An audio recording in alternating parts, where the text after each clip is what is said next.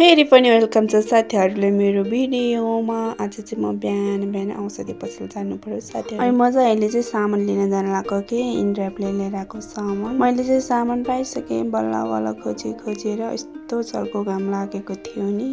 म त पसिनै टुलिक्क टल्किरहेको थियो के। अनि अघिको सामान चाहिँ यो फापरको पिठो हो साथीहरू। अनि फेरि पनि म बाहिर निस्किनु पर्ने भयो के, यता माइजूहरू आउनु भएको रे भनेर म चाहिँ लिन आएको।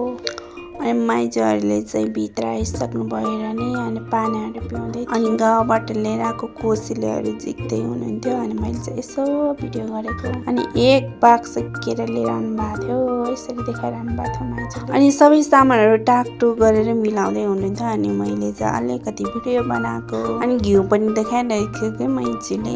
अनि यो चाहिँ माइजूको आइडिया रे, दुध जम्यो कि जमेन भनेर। अनि जमेको छैन रहेछ अरे के। अनि हामी चाहिँ खानासाना खाएर माथि गएको साथीहरू घुमाउनका लागि। मैले चाहिँ अनि फोटोसोटहरू खिच्दिएँ अनि माइजूहरूको। अनि मैले चाहिँ लगेँ माछा देखाउनको लागि। अनि माछालाई चाहिँ दाना किनेर ल्याएर अनि हालिदिएको त पुरै रमाइ हेरिरहेको थियो। मस्यौराहरू के दिइरहेको थियो क्या माछालाई। अनि त्यही हो साथीहरू, आजको दिन चाहिँ मेरो यस्तै भयो। Thank you for watching video, by.